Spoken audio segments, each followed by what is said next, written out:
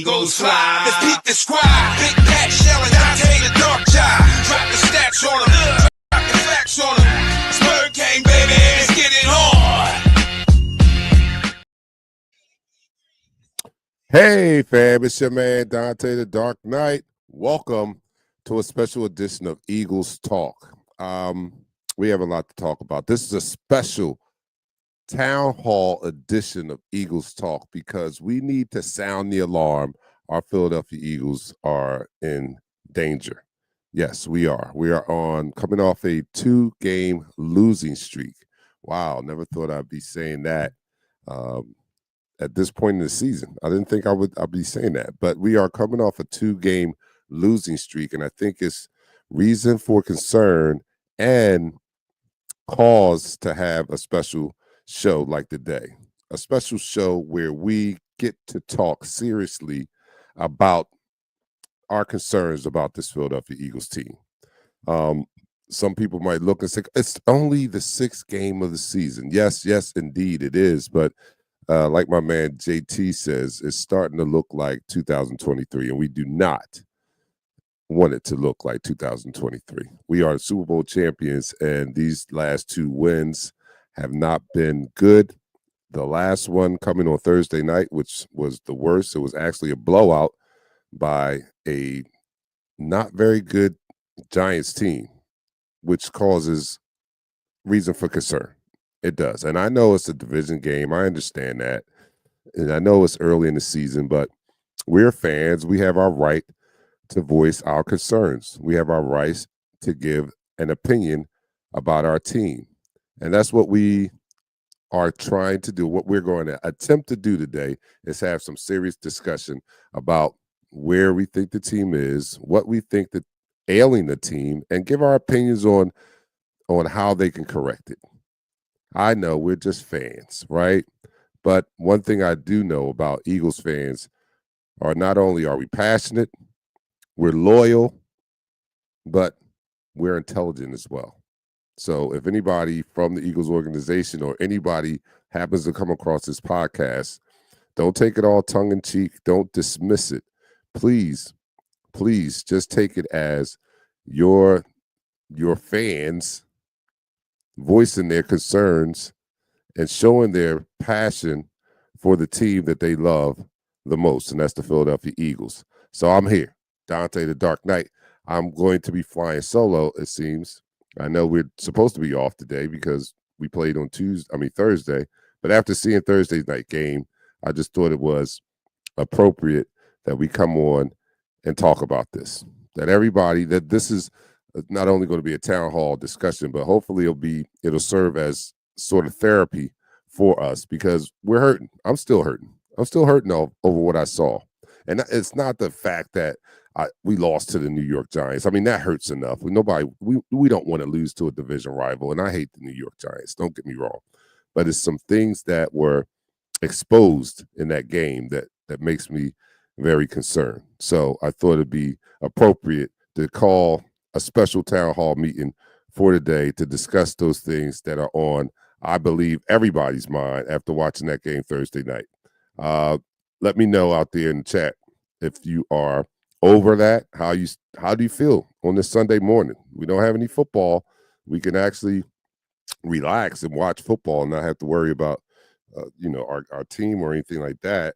But how do you feel waking up Sunday morning, just a few days removed from Thursday night's blowout loss? Because let's not mix it up. Let's not sugarcoat this. This was a blowout loss. A blowout loss. And it did not look good. What I think it did was expose a lot of what's been ailing this team. And we've been winning, so that winning has kind of masked some of these issues that we've been having. But 2 losses in a row and a blowout loss on Thursday night, causes us to have to look at what's been ailing us. No longer can we mask this by saying, well, we won the game. We did whatever we had to do to win. No, we had problems when we were winning. The wins just masked it, like I said. And now we're faced with, looking those issues in the face and having to solve them. So in a way, I think that the loss was good for us because no longer can we just say, well, we're doing whatever we have to do to win. That's what great teams do. That's what great teams do. Well, great teams don't lose in the manner that we lost on Thursday. All those things that were exposed on Thursday is what some of us were saying. We cannot continue to win like this because eventually it's going to catch up. And it's caught up. The sixth game of the season, the sixth week of the season is caught up. 2 games. Thank God we won the first 4. Because imagine we've been playing this way, especially on offense. We've been playing this way all year. And if we continue to play this way, especially on offense, it's going to get even worse. Now, I'm not saying that we cannot turn it around. I believe that we can. If some things are addressed, looked at seriously, and dealt with seriously. So I'm still going to, divide this show into 4 quarters. So let's get this first quarter started. I am your man, Dante the Dark Knight.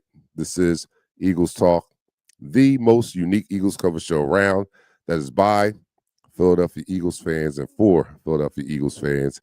And here on Eagles Talk, we like to talk about our favorite football team. That is the Philadelphia Eagles. We do so in such a relaxed manner that we enjoy our favorite adult beverage in the form of shots. Of course, I don't drink anymore, so I am going to be sipping on my coffee. And I'm still repping. You know what I mean? It's dire, but I still love my team. I just want to show you guys. I love my team so much that I think it's necessary that we have this show today, even though we're not playing. I think that we all should get together as a family, as Bird Gang family, and talk about it. So everybody raise your glasses to our Philadelphia Eagles, and let's salute them as we get ready to tear them a new butthole. I'm not going to sugarcoat it. I'm still upset. So here we go. Down the hatch, everyone. 3, 2, 1.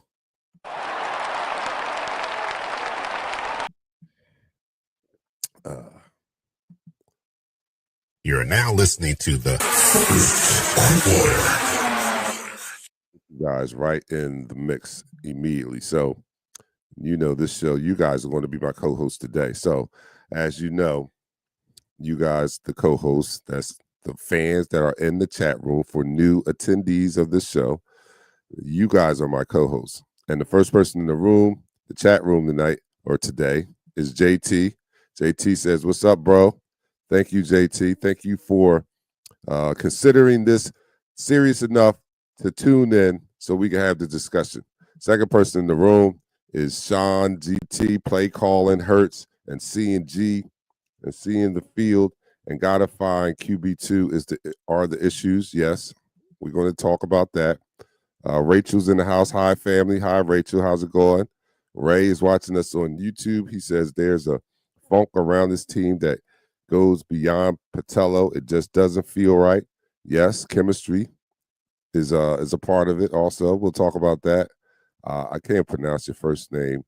If you can give me a phonetic spelling of it so I can get it right. But Mr. or Mrs. Danzy, Senior, our play calling is hurting the whole team. Yes, at least what's the common denominator? Oh man, it's not going to be pretty. I mean, and I'm just giving my opinion, but it's the way I see it, and I want to hear it the way you see it too.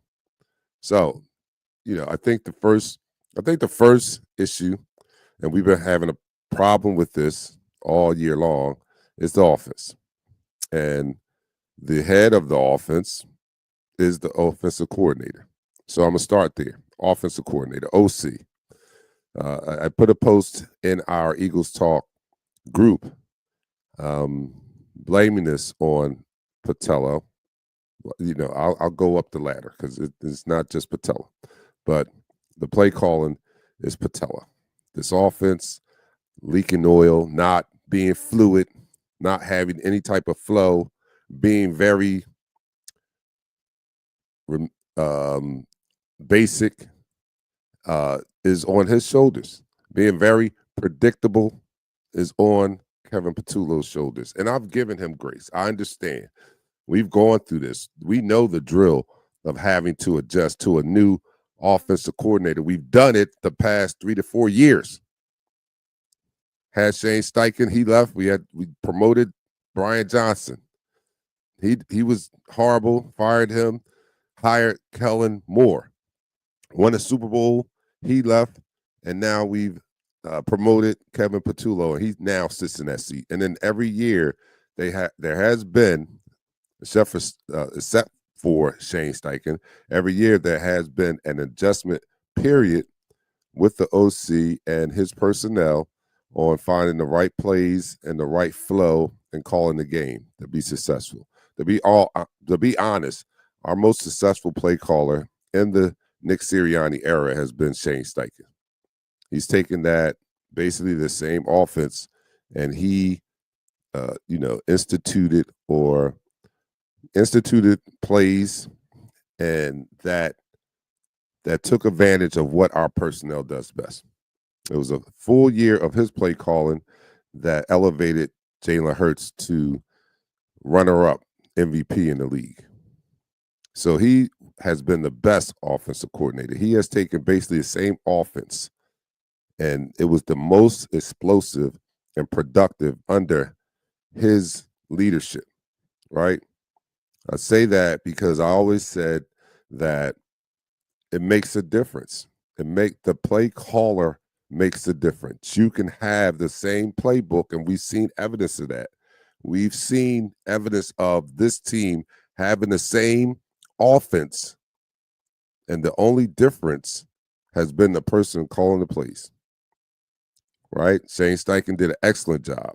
Left for a head coaching position, promoted Brian Johnson, and this is speculation, but I don't speculate that Brian Johnson came in with his own playbook or own offense. I believe that he was running the same offense Shane Steichen was running, but he didn't do so. He was not successful. It looked anemic. It was horrible, right? Fire him, and Howie brings in Kellen Moore. Let me back up, because I think this plays a part too. Shane Steichen, Nick Sirianni hiree, right? He brought him with him to Philadelphia and promoted him to play caller when he himself, didn't do a good job at it. And Shane Steichen took the offense and did wonders with it.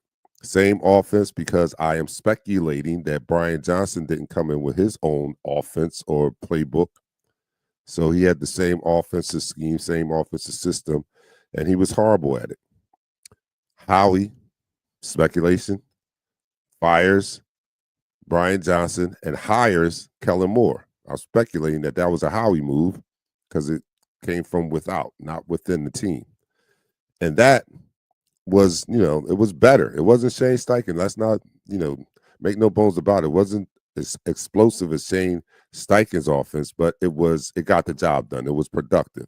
They realized that the best path to winning under Kellen Moore was to utilize Saquon Barkley to the fullest. And we did. We rode his legs all the way to the Super Bowl. Good job. Great job. Ended up where we wanted to be, right? Super Bowl champions. He leaves for a head coaching job.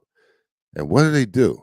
They go back to allowing Nick Sirianni to promote from within. And this is speculation again. I think this was a Nick Sirianni hire, so to speak, Kevin Patullo. And now we see that that's not working as of yet, because I'm going to leave room for improvement. Still only the 6th game of the season. So there is room for this to get better. But my speculation is Nick Sirianni had a big say in Kevin Patullo being promoted to offensive coordinator. And here we find ourselves again. So I'm going to point a lot of blame on Kevin Patullo and not yet finding his groove, if that's the case. And I think that's being generous, not yet finding his groove. A lot of us will say he don't know what the hell he's doing and he's not going to get it. I would probably lean in that direction also. He doesn't know what he's doing and he's not going to get it. And I'm not going to say he doesn't know what he's doing, but some people, it's just not there. It's just not for them. You know what I mean? And I'm not going to say it's not ever going to be for him. He's just not matured enough to be successful at this point. Maybe promoted a little too early. Maybe taking the responsibility of offensive coordinator and play calling a little too lightly, and thinking that anybody can do it, because anybody cannot do it, right? Hence the reason how he went out and got Kellen Moore. Kellen Moore was an experienced play caller. The two that didn't work were not. Brian Johnson was not an experienced play caller in the NFL. Kevin Patullo is not an experienced play caller in the NFL. Kellen Moore, experienced play caller in the NFL. Look completely different, right? So he just might not be cut out for the job right now, right? But I think that, I don't think that there's going to be any drastic changes as like a firing in the middle of the season. I don't know. I don't know. I'm not running the team, but my speculation is there probably won't be a change mid-season. So we're probably going to have to ride it out with him. So we're going to have to hope that he can mature and improve. We haven't seen it over 6 weeks. Let's be honest. I'll ask you, have you seen any improvement of this offense in the first 6 weeks? I have not. I've seen halves where we look great, and that's about it. I have not yet seen a full game where the offense looked fluid the whole game. And that's a problem. And in that, and in those halves where they looked good, they did great things, but overall it was the same. It's been the same for 6 weeks in a row. It's not been any improvement. It's been very predictable.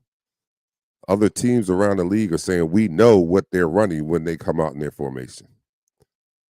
There's no pre-snap motion or pre-snap reads. That's what you use motion for, to confuse or to reveal information about what the defense is in. We don't see a lot of that. We don't see that creativity. We see it for a half. So for a half, he does a great job. Maybe that's in preparing the team, and they have good first halves, but that's not even been consistent. One game we had a horrible first half. Second half, we had a great second half. I don't know how they go about making, upping that to 60 minutes worth of football, but that's what needs to happen. But from what I can see in this basic offense, we're very predictable. As I just stated before, teams are coming out. All right, Jalen's under center. They're going to run. All right, Jalen's in the shotgun. They're going to pass. That is too basic for the NFL level. Too basic for the NFL. That's too easy to predict and guess and scheme against. Too easy. I have my Mad Knights out there will tell you the same. If you're a Mad Knight, you know that when a team becomes predictable, right? It's very easy to see. We're that team now. We're very predictable. And that, to me, falls on the hands or the shoulders of the offensive coordinator. It just still baffles me that we can be that predictable in the NFL, that a professional team, let alone the defending Super Bowl champions, can put a team on the field that's that predictable. And I'm not going to alleviate all of the players from blame. They have some blame. But one thing I know is that the core personnel on this offense are great players. How do I know that? Because they're basically the same players that had that explosive season under Shane Steichen, except for with the exception of Saquon Barkley. He wasn't here then. But they're basically the same players that played in that explosive offense that Shane Steichen called the plays for. Same personnel, almost exactly the same personnel that won a Super Bowl last year. So I know these players are great. We look at them individually. A.J. Brown, top 3-5 receiver in the league. Saquon Barkley, top 3 running back in the league. Not counting this year, of course. Devontae Smith, arguably a top 20 receiver in the league. Jalen Hurts, top 10 quarterback in the league. We have the personnel. The difference is the play caller. So I'm putting a lot of it on his shoulders. I'm putting a lot of it. You've got to do better. You got to sit down. You've got to study. I'm not, and although I'm not a experienced football player, coach, or anything like that, these are just my observations. So I'm going to go to some of the comments because this is a conversation for all of us. I just have the mic, but you guys have a voice. So let me go to the comments, and I have my co-host who's home. I wish you had been on the thing on the show, but that's okay. I didn't make an official thing for the crew. But Pat says no flow, no clue on how to set each play up. The OC is not stringing together multiple plays. The offense looks like a little league offense. Yes, that's my thoughts exactly. I couldn't put it in better words than that. Ryan Swoop says, I believe when we say we need to pass more, Hurts and the coaches take it as if they need to go to the extreme. We now have overdone it and passing way too much and rarely running. That has now put lots of pressure and affected the run game from having success. I totally agree with that. I'm going to leave that up there. I think that, and to me, that is a problem in itself. To me, that shows the lack of maturity of this coaching staff. Is they're so predictable and childish to me that the chatter in the media, the chatter or the complaints of the players, sometimes they succumb to that, and it's almost predictable that they'll cater to whatever they're talking about. Now, in some cases, it's valid, right? We might not have been passing well or whatever, but there's a way to incorporate that, and it's a delicate blend. You don't come out, we don't pass enough. All right, we're going to come out and pass 16 times. No, that's not strategy. And although I'm sure they think they're strategizing, but they have got to look at the statistics and the film afterwards and know that maybe this wasn't the smartest approach to handling this. That's what I'm saying. Maybe, and that to me comes to maturity. And that brings me to another person who's to blame. And I'm going up the ladder here. I'll go down a little later, but I'm going to go up. That's Nick Sirianni has got to do a better job. I know we should not be criticizing our Super Bowl winning coach, but we're here Eagles fans. This is a team we love. We're going to talk about it all. We're going to talk about what we think. We're going to give our opinions. At least I am. And I'm going to be the voice for you guys also, if you allow me to do. If you allow me to be. But we got, Nick, you have got to have more maturity in that. I give him all praises in the world of motivating the team to play. I'll give him that. He's won the Super Bowl. So he does that well. Where I will take points away is his strategy, X and O's.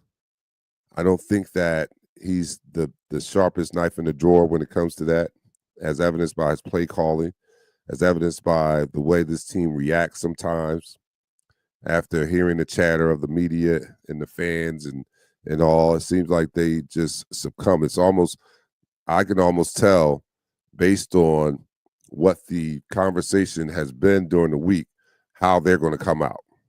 When A.J. Brown was disgruntled, I knew they were going to come out and pass the ball. I knew they were going to come out and pass the ball, and I even knew they were going to try to force it to A.J. That should not, you should not be that predictable. I heard a lot of chatter about Jalen doesn't pass enough. We want him to pass enough. Past 2 games, he's passed the most in the entire season.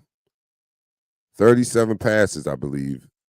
Last game, was it? Or was it the game before? But 37 passes. We lost both games. The 2 games where everybody's calling for them to pass more and they succumb to that noise, they pass more, 2 losses. And I'm not saying passing more should not have happened, but I think that it shouldn't be predictable.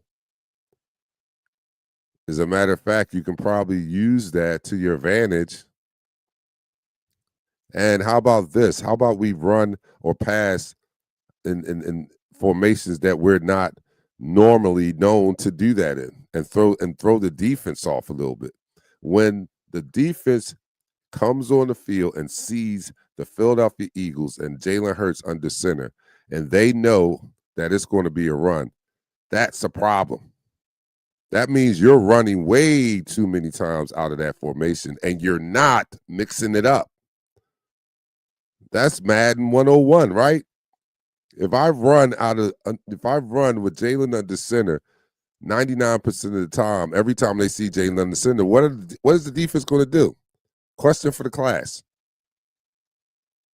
What would it hurt to have a play action fake coming, with Jalen coming up from under center to throw them off a little bit? And more than just once or twice. If we're that predictable, you probably can fool them a lot if you change it up. If we're known to pass it every time Jalen's in the shotgun, how about running it sometimes?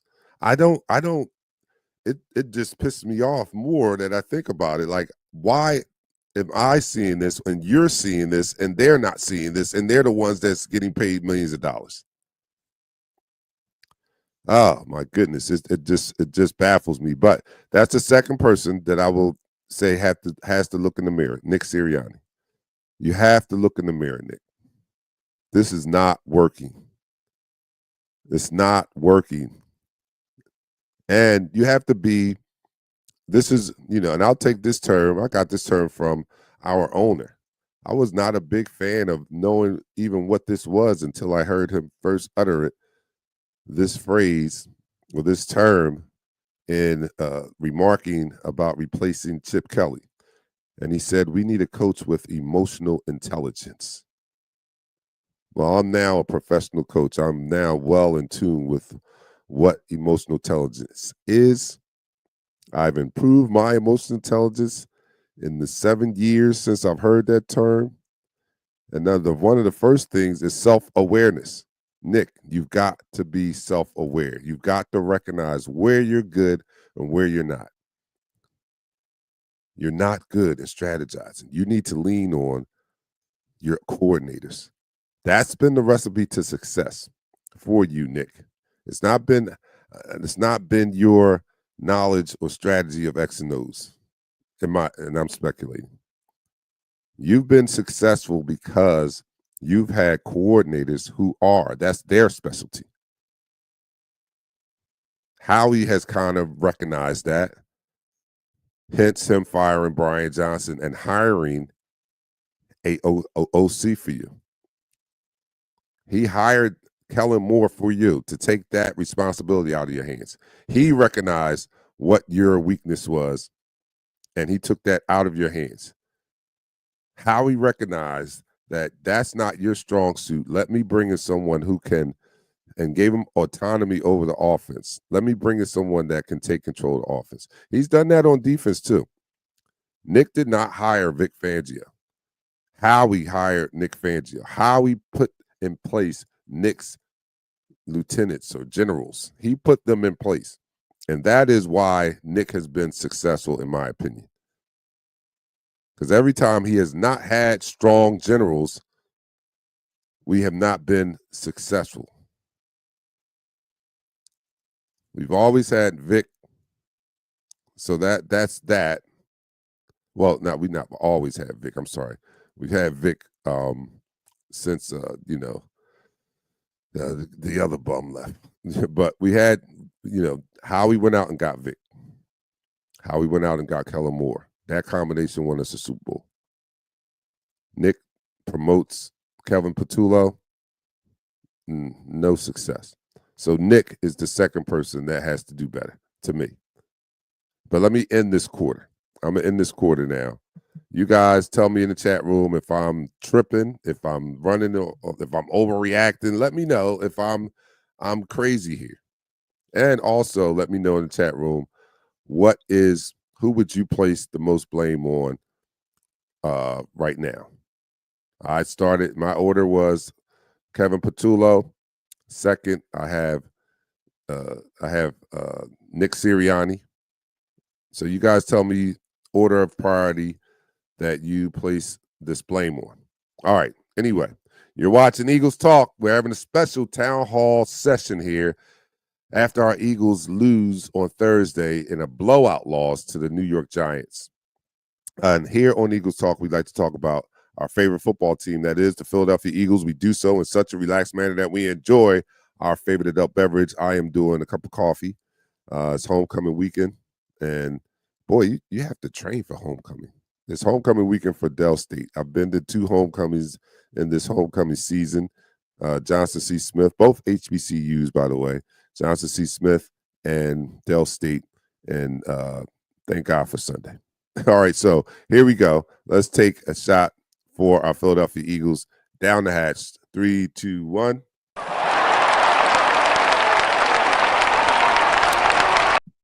You're now listening to the second quarter. With the second quarter and see what you guys have to say. Get out of here, Giants fan. I see him. Ryan also adds, when we say pass it more, mean to pass more downfield, include more long and include more long passes downfield throughout the game. Stop with just the short 5-10 yard passes. Keep running the ball a lot, but when we pass, include more downfield passes while still running. If that's even possible, Ryan, I think there has to be a mixture. I get you. I think there has to be a mixture, because there was one game where they were playing AJ for the down. They were playing AJ for the downfield passes, and there were not enough slants or short routes. You know what I mean? So that's where the problem is. Like, they're not mixing it up enough. Seems like they come in and they locked and loaded on one philosophy for that game, and they don't do a good job of adjusting. One of the things I love about Vic is he does a great job of adjusting, of seeing what the offense is doing and adjusting accordingly. Offense, not so much. It seems like they come in with this. We've looked at them on film. We can attack them downfield. We're just going to attack them downfield. No adjustment to, all right, the downfield's not working. Let's go with some more short slants, or, AJ Brown's best route is the slant. He's not a big burner. He's not going to burn you downfield so much so, but he's great at yards after the catch. So you get him a short slant and allow him to run, and that could be an option, right? But if that's being stopped, then you have to adjust to that. So it's not that I disagree with what you're saying. I just think that they're not incorporating the other option when one option is not working. If the short routes are not working, we got to find a way to go deep. Deep routes not working, you got to find, you know what I mean? You have to mix it up. I think that's just football 101. Candy says, run game won't be successful until we're less predictable. The O-line is being put in a difficult position no matter who it is. I agree with that. This is the Giants fan. You guys can jump on him. That's my brother, but he's here for the town hall. Look, you guys have already done enough damage. You're the reason why I have to have a special town hall meeting, because of the ass whooping that you guys put on us. And I told him, and I'll tell you guys, the Giants basically open hand pimp slapped us on Thursday in front of the whole nation. It's a lot of things that went wrong here. Not went wrong, but I was concerned about. It's a rival, so I hate the fact that we lost to the New York Giants. I do hate that immensely. I hate the fact that it wasn't a regular beatdown, man. It was a more embarrassing beatdown, because if this was a Sunday, a 1:00 game or 4:00 game, there's other football games on. Everybody doesn't see that. They might hear about, oh, damn, I heard the Eagles didn't look good. So this was a Thursday night national primetime game. The whole football nation saw this beatdown, saw this open-handed pimp slap of our team, saw us be bullied. We basically were bullied. They were more physical, and they beat us down. And I was shocked to see that, especially to our defense. Scatterbo ran through us like he was Earl Campbell, Mike Allstott. It was horrible seeing that. And we're usually the bullies. One of the things I took pride in with this team, the way it's currently constructed, is that we had a new identity that we were tough. We were going to, somebody was getting snot bubbles knocked out of them every week. Well, no, that wasn't the case. We got snot bubbles knocked out of us on Thursday night, and that was discouraging. All right, didn't know we were on today. Yeah, Jack, I put in the group. You have to. This is special. It's a special town hall meeting because I think that it's urgent that this team gets it together, and I think it's urgent enough for us to have this conversation today as Eagles fans. Sort of a therapy session. Air everything out. Let the team know what we think, how we feel. Jack looking for major improvements in all facets of our game next Sunday. Go Birds. I'm not there yet. I'm not too. I love my Birds, but I'm not there yet.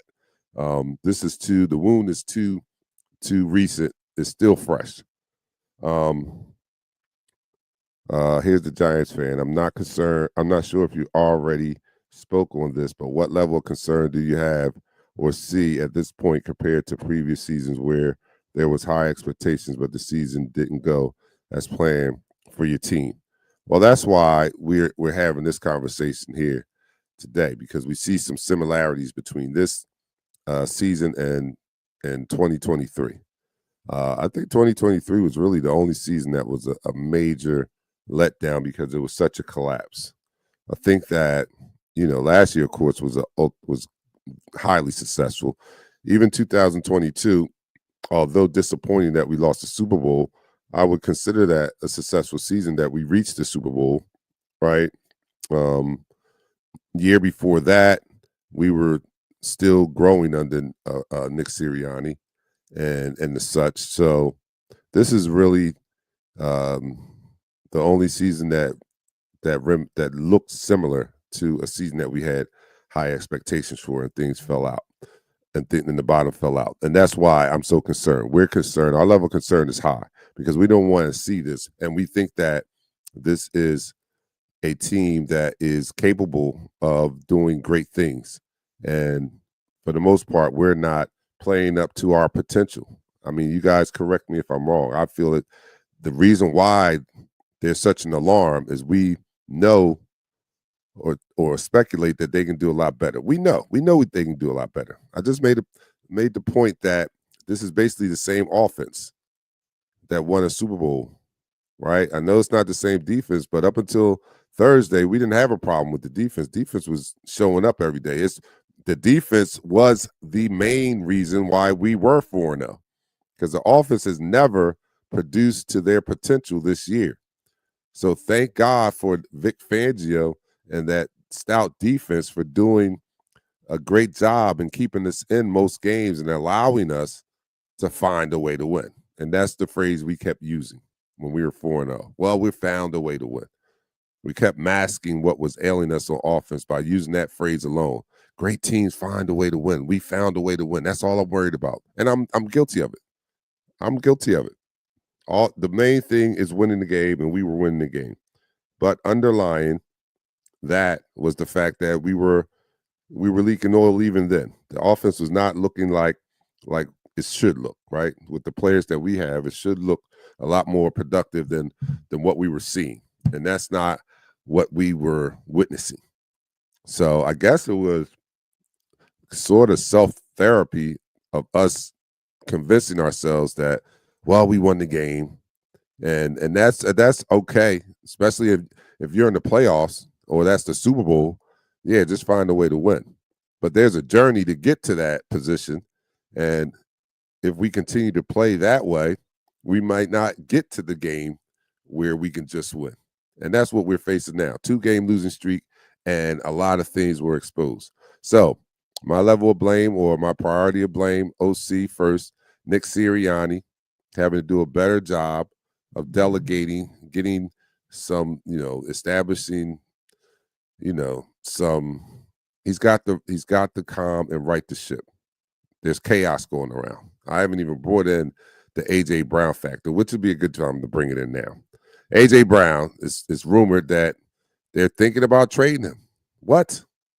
They're thinking about trading him. I don't agree with AJ Brown's antics as far as being disgruntled in the public.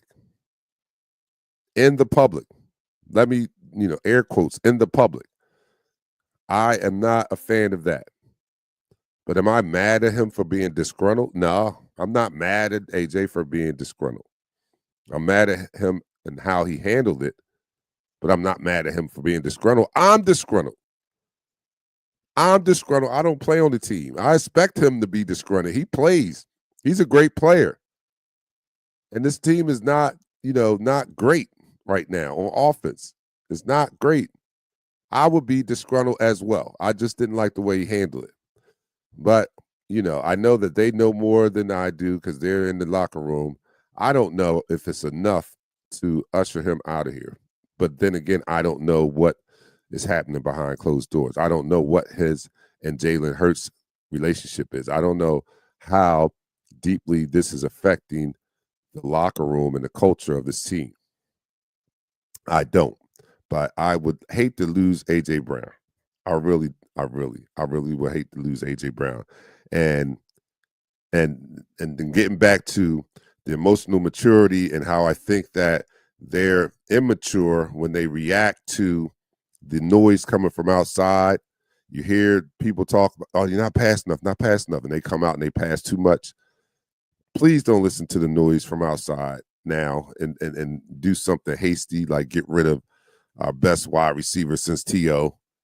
You know what I mean? That is not going to help us. Believe me, unless you can replace him with a AJ clone that's quieter, I don't think you get rid of AJ Brown. Unless you can replace him with an AJ Brown clone that's quieter, I don't think that's the move to make, getting rid of AJ Brown. All right, so Dion, thank you for showing up, Dion. We're in a state of emergency, and you just finding out. You don't come by the group often enough. I placed it in the group. We're having a special meeting on Sunday. What are you doing? Are you guys, is the government still closed? You got to stop drinking that E&J. Oh, my God, I don't believe this. He says, wait, what? Y'all on live? Damn, DarkKnight, my bad. I was making this world-class brunch for the Redskins. All right. You have an excuse.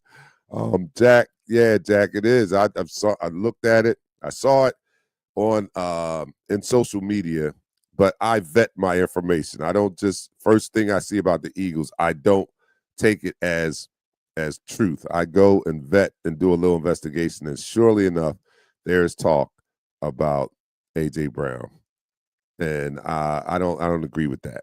All right, so my order of blame here is OC Kevin Patullo, Nick Sirianni, and I'm gonna throw this name out here, Howie, and you probably think how's Howie to blame? And I stated it. I kind of touched on it a little earlier when I said we've seen this show before. We had Shane Steichen, great play caller. Most explosive offense we've had under Nick Sirianni was under Steichen's leadership. All right, he leaves for a head coaching job. We allow Nick. This is speculation. I'm getting into this reckless speculation now. We allowed Nick Sirianni to promote from within Brian Johnson. So he picked his own OC. Disaster. Howie was smart enough to say, okay, we cannot run it back with this. We've given you guys a whole year to fix it, and you guys didn't fix it. As a matter of fact, we fell off the face of the earth after going 10-1. Fires Brian Johnson. Howie steps in and hires Nick at OC and Kellen Moore. This is my speculation. He hires Kellen Moore, turns the offense over to Kellen Moore, gives him autonomy over the offense, tells Nick, you stay away from the offense. I got you an OC. I got you a defense coordinator, and I got you an OC. He handpicked his defensive coordinator and his OC, and we win the Super Bowl. After we win the Super Bowl, what does he do or allow to happen? He allows Nick Sirianni again to pick his OC. And this is speculation, but I'm speculating that this was a Nick Sirianni hire. We'll promote Kevin Patullo, who's been with Nick Sirianni, to OC. He can handle it. He's ready for it. And we're seeing now that he is not ready for it. So, Howie, how could you let this happen a second time? You've seen Nick pick his own OC and how that turned out. And I get it. You probably was happy. You guys were drinking a lot of champagne, celebrating the Super Bowl. You felt good. You may even been thinking back to Doug Peterson and said, maybe I was a little harsh in trying to control Doug. I'll give Nick a little leeway here. I'll let him pick his OC. Well, we're finding out that's not a good thing for the second time. So Howie is on the list of blame too for allowing this to happen, for not taking care of this championship football team, the Super Bowl football team, winning football team. You need to treat it more precious than that. You should have hired him another OC. So I'm going to place some blame on Howie. So that's going up the ladder. And I'm going to end the quarter on that. So I'm going up the ladder. I started OC first, Nick Sirianni second, Howie third. Now, third quarter, I'm going to start going down. I'm going to go down the hierarchy ladder. So let me end this quarter. Guys, thanks for joining us for this emergency town hall meeting. Our Philadelphia Eagles are off this Sunday, but I thought after seeing that game on Thursday and all that was exposed, and I'll go into that more in the third quarter, that we should have a special sit-down, kind of a therapy session, kind of a airing it out and letting us fans, letting them know how we feel and what we think should happen. And I know I got the mic, so I'm gonna speak for all of us. All right. So, but I'm listening because I'm gonna get to you guys in the chat room. So here we are. You are watching Eagles Talk, the most unique Eagles coverage show around. That is by us Eagles fans for us Eagles fans. And here on Eagles Talk, we like to talk about our favorite football team, the Philadelphia Eagles, and we do so in such a relaxing manner and a serious manner today that we enjoy it with our favorite adult beverage in the form of shots. I'm not drinking. I'm doing the coffee. It's homecoming weekend, and it's been, exhausting. All right, so here we go. Everybody, lift your glasses. Let me know what you're drinking out there, and let's continue this dialogue on what ails our Philadelphia Eagles. So down the hatch, 3, 2, 1.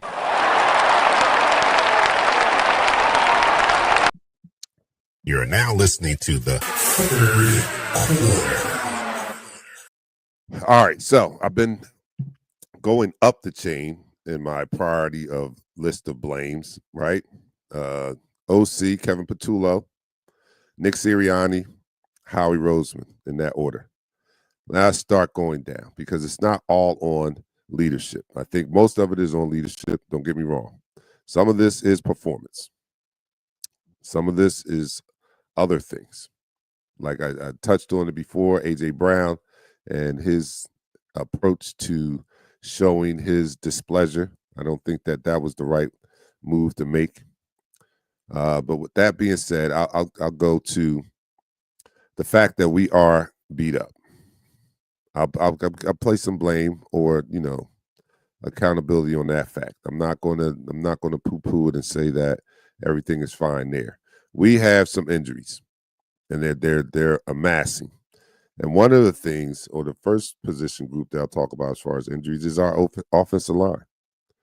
Our offensive line is not performing at the same level that it performed last year. It's evident. We came into this season, Landon Dickerson, right, fresh off a surgery. I don't think that he was 100% at the beginning of this year, although he had the surgery and he was cleared to come back. He's not been playing at 100%. He's our all-pro left guard. He is a big reason why Saquon Barkley rushed for 2,000 yards last year, was his play and the play of that offensive line. And that offensive line has not been performing at that level this year. They haven't been performing with the same physicality or dominance as last year. So that's definitely a that's definitely an area where we can improve in and deserves some blame. Lane Johnson didn't finish 2 games, so I'm assuming that he's a little nicked up. Although Tyler Steen has been doing a great job. He's not Becton, right? So this offensive line has not been performing at the same level that they performed last year. And if we know anything about our team, it starts in the trenches. It starts in the trenches. And as far as the offensive side, our trenches are not as strong as they were last year. So we'll look at that. That's got to go on the list. Offensive line play. That controls a lot. Jalen's been sacked a ton of times this year. That didn't happen last year. The running game is almost non-existent. Saquon is this. I don't even recognize this guy. If you look at the stat sheet this year compared to last year, who is this guy we have? And I don't think that Saquon's lost a step. I know it's expected that after having or logging the load that he did last year, that there was going to be some drop off. He wasn't going to do 2,000 yards 2 years in a row. I expected a step back, but I didn't expect it this far back. And that's a result to me of the offensive line play. So offensive line play is not the same. Let me go to some comments out here. Hit that ladder, Dante, but include a shot. I'm here at the emergency meeting, albeit late. Yeah, I did. I got your shot in. All right. John Petit says, somebody tag Jeffrey Lurie, Harry Roseman, because DarkKnight is cooking. All right. Thank you. I appreciate that. And I'm cooking for all of us. So I want you guys to include some ingredients in this stew that we're cooking up for them, right? But I thank you for that. Ryan Swoop, I have an every other year guy with making sure this team will be very good and at their best. In between middle year, let big name guys leave to help the cap improve, so only make small moves. Then the next season, make bigger moves. That may be a part of the formula. That may be a part of it. And that's acceptable. I'm blaming Howie for what I think the mistake he made. Howie's done great things. I'm not taking away any of that. I think that his approach to, like you said, rebuilding this team or dealing with not being able to pay everyone and constructing this roster in that environment has been admirable. I actually agree with it. You can't sign everybody. You can't pay everybody. You have to prioritize who you pay their worth to. And then some you're just going to have to do without. And you're going to have to replace them with cheap labor. And our cheap labor, as with any team, is your draft, your young guys. You bring in guys on the rookie contract, and that's how you fill out the roster. So it makes it even more important that you hit on these draft picks. And I think that we've hit on them. I think the problem is, and it may speak to what you're saying, Ryan, the problem or the issue that you have to deal with in doing that is that these young guys take it's a process for them to get to that level. Those guys that walked away, Milt Williams was not Milt Williams that got the $26 million a year when he first got here. He developed into that Milt Williams. So the next Milt Williams has to develop into that level of player. So that's what you have to give these young guys sometime, is that time to develop into that great player or that good player. Now you get special players like Quinyon and Cooper that come in and they are ahead of schedule.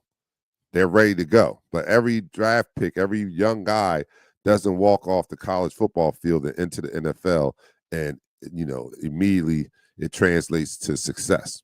There's a process. And that was a great example I think I used with Milt Williams. Milt Williams was not Milt Williams when he first walked in. And I always liked Milt Williams, don't get me wrong. But, he progressed to that Milt Williams that we saw last year, the one that garnered him that big contract. So you got to give that some time. So maybe that's what you mean by that in between years, because some of these players, we might not see them show, vast improvement until next year. So maybe that's that middle year. You understand? But I think that Campbell is a player. Makuba, I think he's a player. He has his ups and downs, but that's as expected for a rookie. But he is good also. And why do I say that? Because Vic said so. You know what I'm saying? And Vic, I still trust. If Vic puts a rookie out there to start in his rookie year, you better believe he saw something in him that's told him that this guy is ready. And I only have 1 year to go off, and that's last year with Quinyon and Cooper. But he deemed those rookies ready to play, and damn it, they weren't ready to play. They were. He deemed that Jahad Campbell was ready to start as a rookie, and damn it if he's not playing at a high level. So I trust that. But there's some others that are going to take a little time to develop, and I get that. I really don't have a problem with the defense outside of the performance we saw on Thursday and injuries. And I guess we might as well go to this one. That cornerback 2 spot, that's been a problem. That's a problem on the defense. That's the only that's not the only problem. We'll start with that, but that's not the only problem. Cornerback 2 is a problem. But I think cornerback 2 position is we couldn't keep everybody. I don't know. I would have loved to keep Isaiah Rodgers. I was so poised that we weren't going to lose a beat because I like Isaiah Rodgers. I liked him a lot. And I don't know how much he got signed for, but maybe that's a position that he might have dropped the ball with. I don't know if Isaiah got that much money where we couldn't bring him back. I know that, bringing Slay back was going to be not very a slim chance of doing that. Slay just made a lot of money, right? So, but I thought that the perfect replacement for him would be Isaiah Rodgers, but we allow him to walk out the door. So we find ourselves in this cornerback 2 position of not having anybody that can cover because Adoree Jackson and Keely Ringo are not it. And I know that Vic has probably seen something in Keely because I think Keely was a Vic choice, and I think that he saw something in him, but it's not translating to the field, Vic. So I think that we need to give up on that experiment. Keely is not it. If you want to put him back on the shelf or put him back in the oven, for a little while, let him get done a little bit more before you bring him out. But he's not ready right now. He looks horrible. Adoree Jackson is not it either. I was hoping that Takorius Bennett would be it, but he got injured, and I still have hope that he can be it. But we have to see him on the field. Can't make the club in the tub. So that cornerback 2 position is a area need, right, on the defense. Another issue on the defense is that pass rush, and they go hand in hand. I don't know, though, because I was thinking at first, like, we don't have the pass rush that we had either last year. We lost Josh Sweat, Milt Williams, who else? Someone else. But, we lost some key pass rushers along that defensive line, and now we don't have the same pass rush. Nolan Smith is out, so the pass rush is not there. The pass rush can help cover some of your mistakes in the secondary. If you're forcing the quarterback to get rid of the ball ahead of schedule or making it hot in the kitchen, that's going to help the cornerback.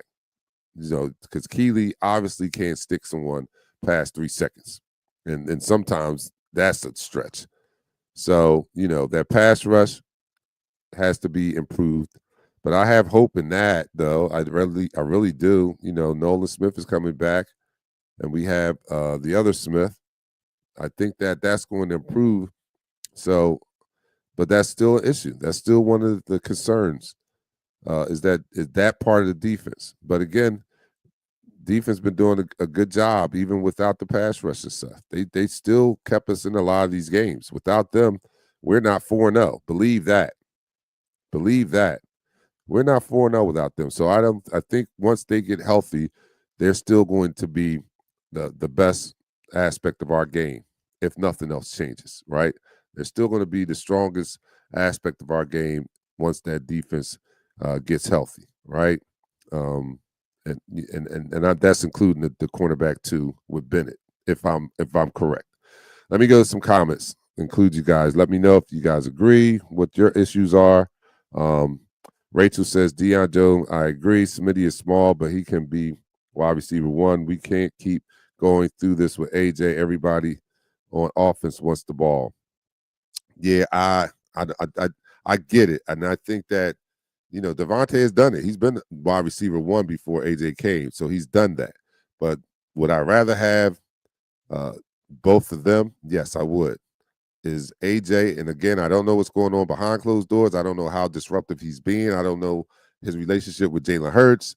And, I'll leave that to the coaches to decide. But, just be wise with that decision, man. Don't make a hasty decision on something that could be worked out. Just try to understand his frustration as much as possible. But I know you can't allow the player to hold you hostage or control what you do. I get that part. But as much as you can, try to work that out. I would hate to lose a A.J. Brown.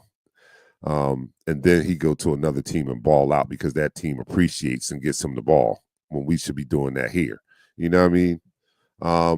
So I got the offensive line, got some defensive problems. Jalen, I have to go to Jalen. I'm sorry. I know it's the golden child. I know he won the Super Bowl MVP, but he's not performing at the highest level that he's performed in the past either. Now, that could be attributed to the play calling. I can go back to the OC. And probably a lot of it is on the OC because I don't think they're putting Jalen in the best positions for him to be great. She's the great offensive coordinators, and I talked about this with somebody like this last night. Great offensive coordinators don't just take their personnel and said, all right, I got to fit them into my system. My system is the end-all, be-all. They've got to run my system. Let me teach them how to run my system. And if they run my system the way it's supposed to be run, we can be successful. They are good offensive coordinators that do that, and they can amass the personnel that can run their system the way it needs to be run. But I think the great OCs are the ones that come in and say, all right, this is what I got as personnel. This is what I like to do, but let me tweak some of this, what I like to do, to take advantage of who I actually have on the team. You know what I mean? Like those are the great OCs that look at their personnel and said, all right, I know I like to run this, but this quarterback would be more successful running a RPO. Shane Steichen. I'm going back to Shane Steichen. I know I might like to run this, but Jalen Hurts is more comfortable and probably more effective and more dangerous if he's running the RPO. So let me incorporate that into my offensive scheme. And I don't think that they're doing that enough. And then and you can say what you want. You can say that, well, that's why Jalen's not good because he can't do this, he can't do that. Or whatever. But how about we modify or call the things that he's good at and let him cook? Because we've seen the results when that happens. He can do it, right? So that's something that I hang on the OC also. But Jalen Hurts, for whatever it is, has not been performing at a high level. And I gotta throw him out there also. He's got to step up. He's got to step up. But the OC has got to help them step up. They've got to get on the same page. And this is what I hate about changing offensive coordinators every year because he has to go through that every year. He has gone through that every year he's been a starter. Every year he's been a starter, he's had a new OC. So, but he's to blame. AJ's got to be on the list too. His performance has his disgruntledness, let's say that, I think has affected some of his play on the field. I think he's still a great wide receiver, but you can't tell me that mindset and being upset does not affect your play on the field. When you're thinking that and then something doesn't go right, your body language says it all. We can't have you on the field and things are not going right and you're and I can tell at home. I shouldn't be able to tell at home. You got to be better. You got to be better in being able to master your emotions and still stay locked in. So Jalen Hurts, A.J. Brown, they have to be on the list. You know, so these are some of the things that I think ails it. I'm going to go to the comments. Mayada, yeah, Rachel says, what's wrong with Mayada? Yeah, that's a part of the offensive line problem. I think I touched on that. I want to get mine in, and I'm hoping that in me voicing my concern and what I see, that matches what you guys are seeing. So, because I have the mic, so I'm speaking for all of us, but I want to make sure your points get in also. So Tarif says we're missing Becton. Yeah, it's hard. It's hard to say that with Tyler performing the way he has, but he's not Becton, but he's still grading very, very high on the offensive line. So it's something missing. And we need to figure it out. Dion says we are hurt, enduring bad coaching, missing defensive leadership, and mixing bad attitudes. Yeah, we're in trouble. And that's, Dion, sometimes even a broken clock is right 2 times a day. And this is one of the times where Dion is. No, I'm only kidding. Dion's he's a very intelligent person when he's not trying to fry me. All right. But I totally agree with that. We are in trouble. And that's why I'm having this town hall right now, because it's deeper than just a 2-game losing streak. We were exposed on Thursday, and these things are deeper than you may think. It's imperative that they get these things corrected, and I don't know if we can do that. That's why the cause for alarm. I don't know. I don't have a lot of confidence right now, this very minute, that these are issues that can be corrected before the end of the season. That's what scares me.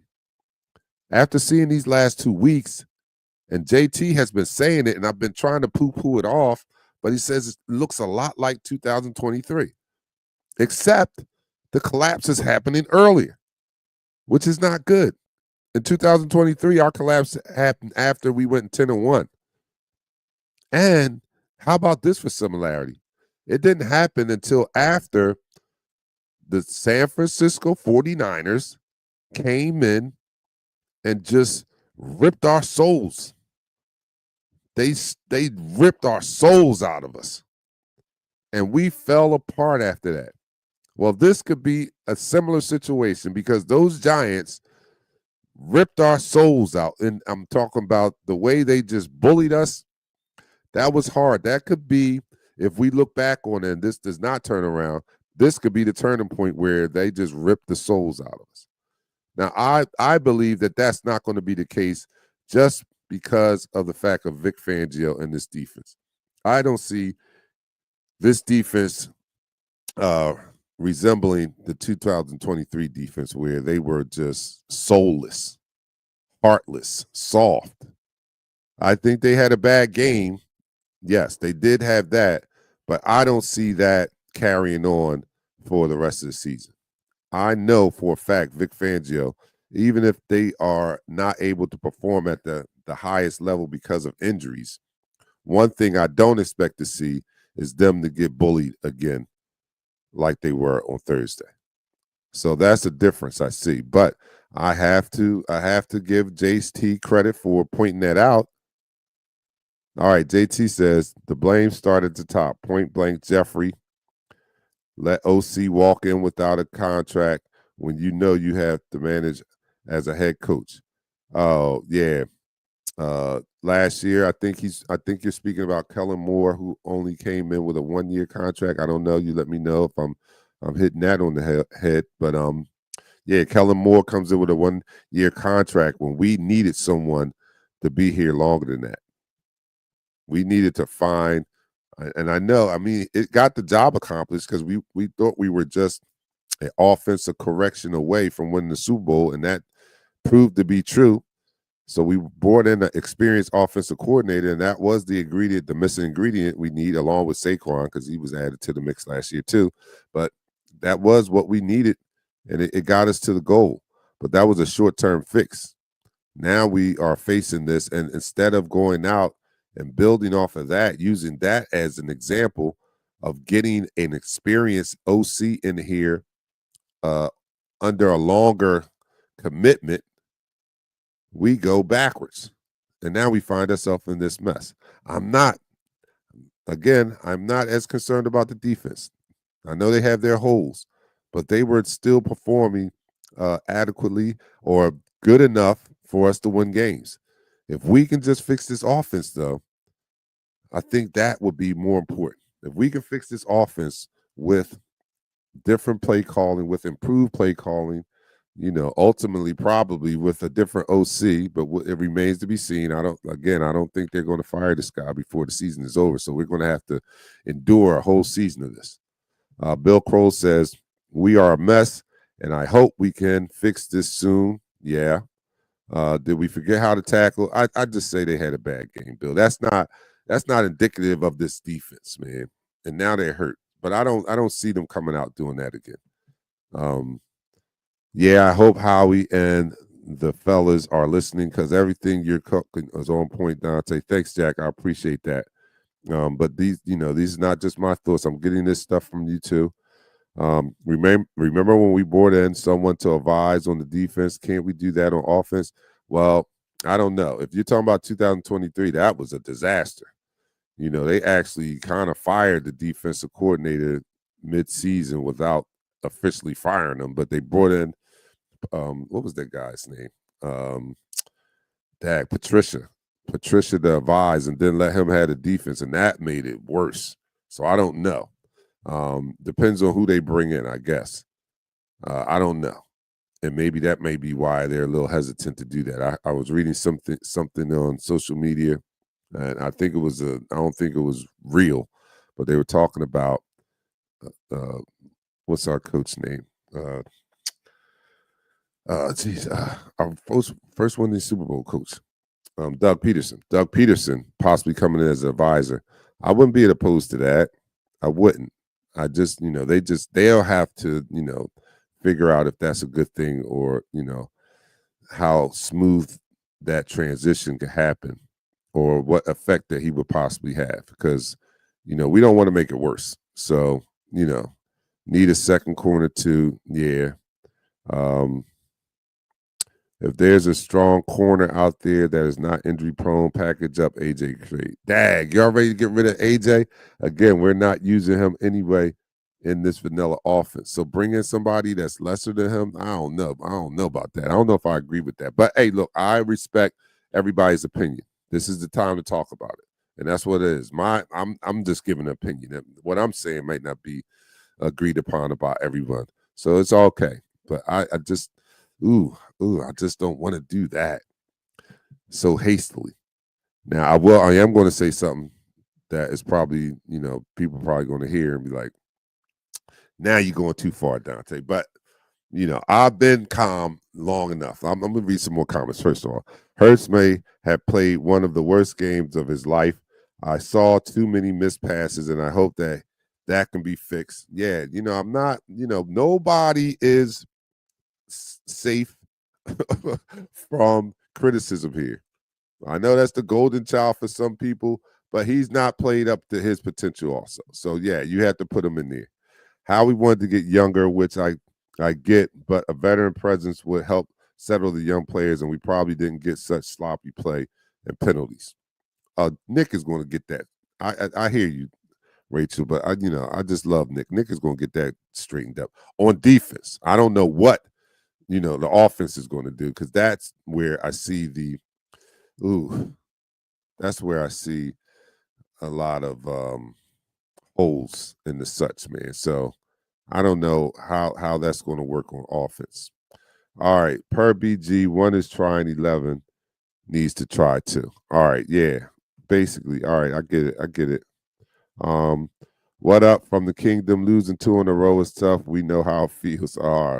That's the Chiefs fan chiming in. Yeah, we know now, and I think that this is also, brought to light how much we have taken winning for granted. And I, like when my friend was on there, my brother was on there, and he talked about other fans and and I forget, he was like, man, you know how satisfying that was to us to win the game. You guys have beaten us 10 straight times on prime time. And I don't look at it from that side. I only look at it from my side, right? How does that feel to be beaten 10 times in a row on prime time by the same game? We don't know that feeling because we're sitting and riding pretty high. We've been winning. We've been basically a winning organization for a long time. And even if I cut that long time in half, for the past 8 seasons, we've had a winning culture around here. You know, the collapse was the collapse, but even that started off 10-1. We don't know what it feels like to be in the shoes of some of these other teams that don't win, that are consistently having bad years, losing years. The Washington Redskins, or I'm sorry, the Commanders, my fault. The Washington Commanders for the longest time have been non-factors up until recently. We don't know what that feels like. Well, we do. Some of us do because we're old enough, but a lot of our younger fans don't. If you're 25 years or younger, you don't know what it is. You've never experienced an Eagles team that's had perennial losers, or you know what I'm saying? You don't have any of that taste. And we don't have any of that taste recently. So we're a little spoiled, right? And we might have been taking winning for granted. And that's why we panic when we see it rearing its ugly head, right? When we see there's a possibility of it. Like to us, this is a major, this is a cause for alarm. Because we've lost two in a row, and we're Super Bowl champions, and we look bad doing it. That's cause for concern. It's cause for concern, and that's why we're on here now. All right, Rachel says, I guess the biggest question is, can it be fixed? I agree with you. That is the biggest question. All right, Bill Kroll says the next 2 games we should win, but dang, I can't be confident enough with what we saw the last few weeks. No, I can't either. All right, this is where I get a little crazy. And, and it's just me. And I might be overreacting. But I don't know if Nick is the right guy. I really do not know if Nick is the right guy. Now, Don, what are you talking about, DarkKnight? He just won us a Super Bowl. Yes, I called for Nick's head last year after 2-2. Because I always go to the top, right? And after 2-2 last year, I was seeing residue from 2023 in the beginning of last year. 2023 ended horribly. It was a disaster. And I called for his head because I thought he had lost the locker room. And then we come out 2-2, and I still had the same feeling that he had lost the locker room. Now, I was wrong. He did rally the troops, and they went on to win. They fixed that little problem they had on offense. They leaned on Saquon. They rode it all the way to a Super Bowl. And I'll give him credit for that, for motivating the team to be able to turn it around. But as I stated earlier, I don't think Nick's strongest attribute is strategy, X and O's, and as such. I think he's a great leader, motivator. Flowers growing out the ground. You don't see the results above the dirt. You see everything happening. He's a great guy for that. But I don't think overall he's an excellent coach. I really don't. I think really if you don't give him 2 great offensive coordinators, he does nothing. If you left him to run this team like some coaches do, where they have autonomy over everything, where they are smart enough to know that I'm going to hire a defensive coordinator that I can trust, that I can turn that over to, and I'm going to hire an offensive coordinator that I can trust and I can turn that over to, that can be CEOs of the team and understand the strategies and step in and say, all right, this is what we need to change or whatever. I don't think Nick is that dude. If he doesn't have 2 strong offensive coordinators, period, offensive defense, he's cooked. He's cooked. He's been the beneficiary of having that. And so if this doesn't change, man, I don't know if Nick is the right person. I really don't. And I know this is wild to say that. I don't think that you fire him in the middle of the season, of course. but we're starting to see repeated behavior. And I know you probably like, repeated behavior. What are you talking about? This guy started 4-0 3 years in a row. What are you talking about? I think it's despite his weaknesses that his teams are being successful. I think, and we've had this conversation before, I think that it's the result of Howie Roseman giving him a stacked roster. I think that you give this roster to a coach like Andy Reid, and we win multiple Super Bowls in a row with this roster. But yet we have won in the last 3 years.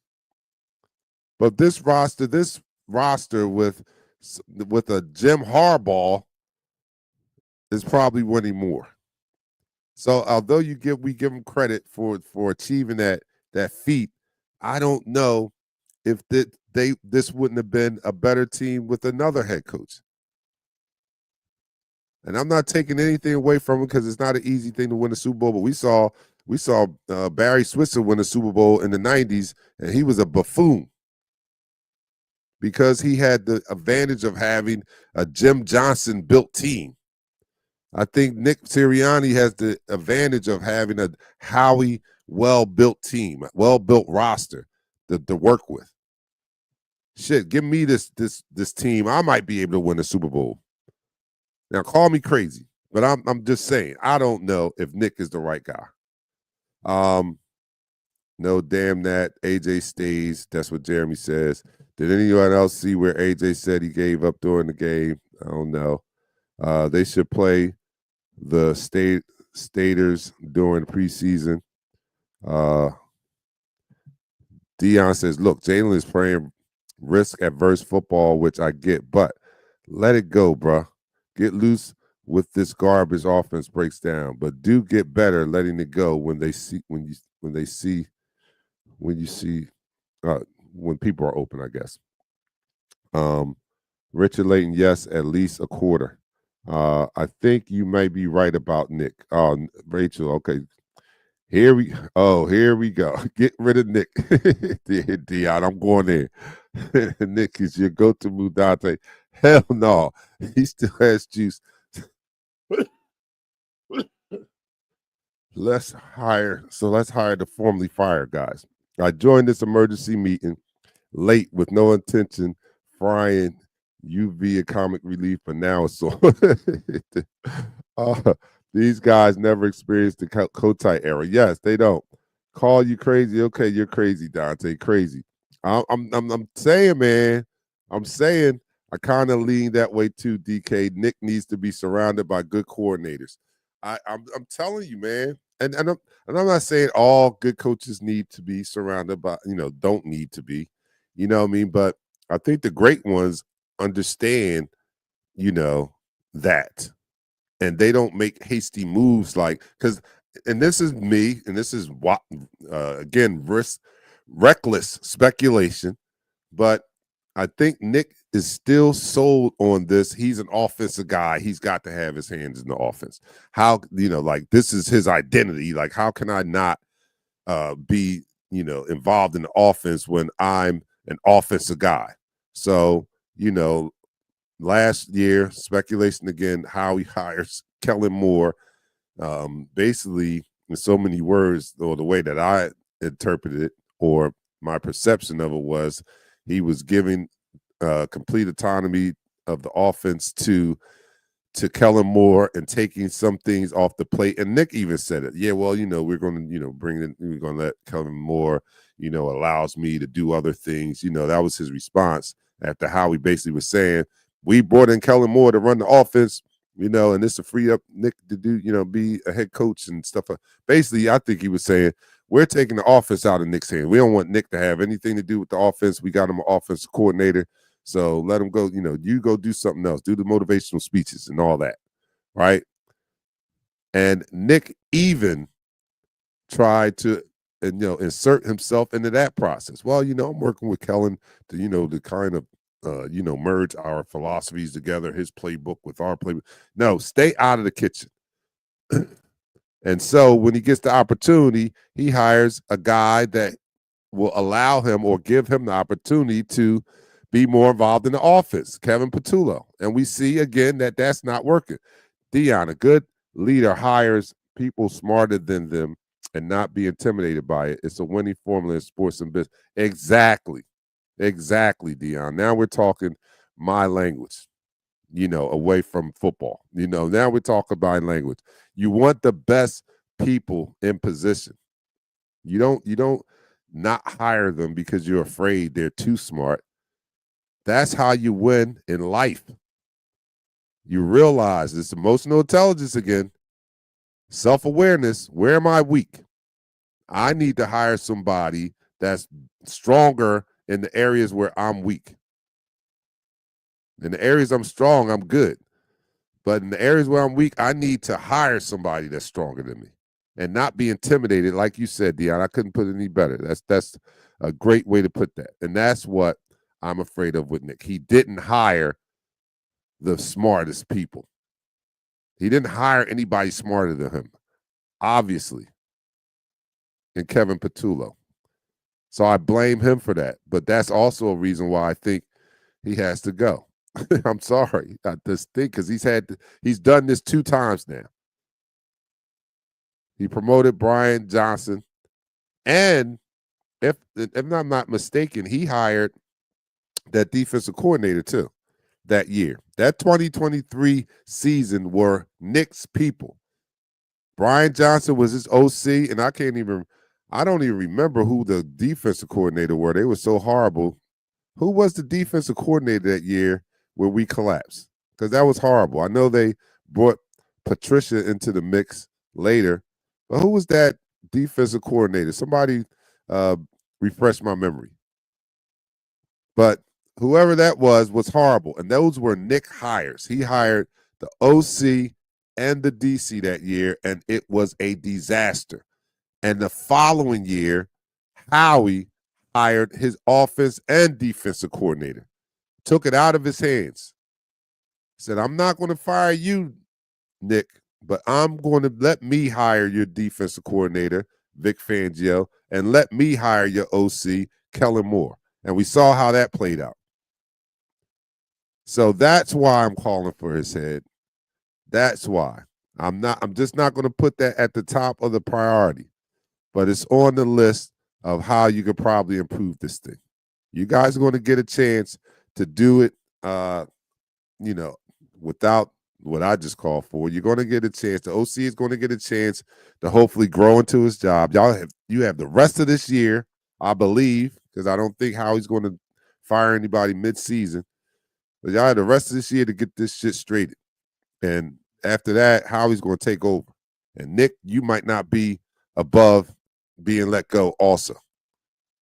He's going to definitely fire that offensive coordinator, and he's going to bring somebody in unless he gets it together. Unless he turns this thing around 180 degrees, not 360. People always say you got to turn around 360. If you turn it around 300, that's a full circle. So you're still going the same way.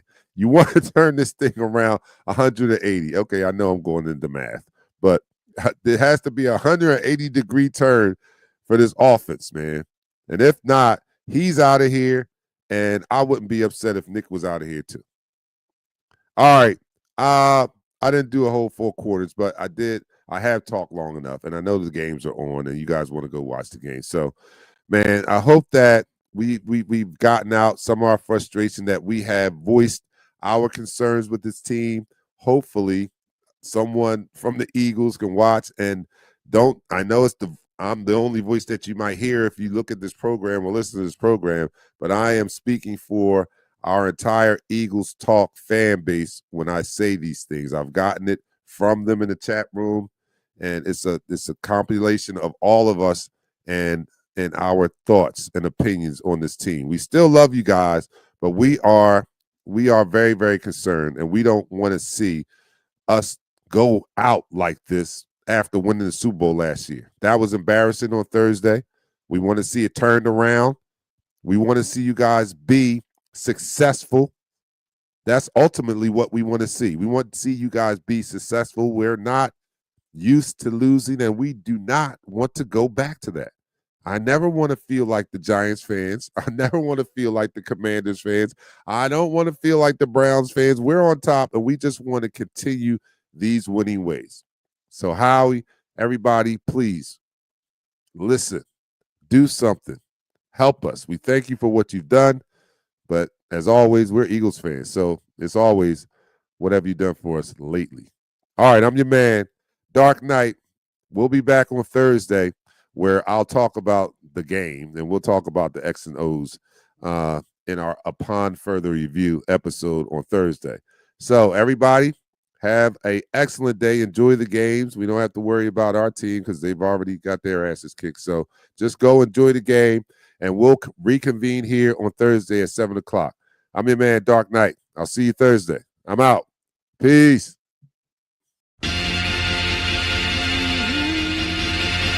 Go live in 5, 4, 3, 2. Smash him up, crack that fool. Quarterback whack, yo, sack that fool. Hit him, hit him, hit him, hit him, hit him, hit him, hit him, hit him, hit him, hit him, hit him, hit him, hit him, hit him, hit him. Smash him up, watch that move. Went too swift, can't catch these dudes. Hit him, hit him, hit him, hit him, hit him, hit him, hit him, hit him, hit him, hit him, hit him. Listen, listen, listen, hit him, listen. This Eagles talk, this talk Eagles. Philly bleed green is from your people. Fly, Eagles, fly.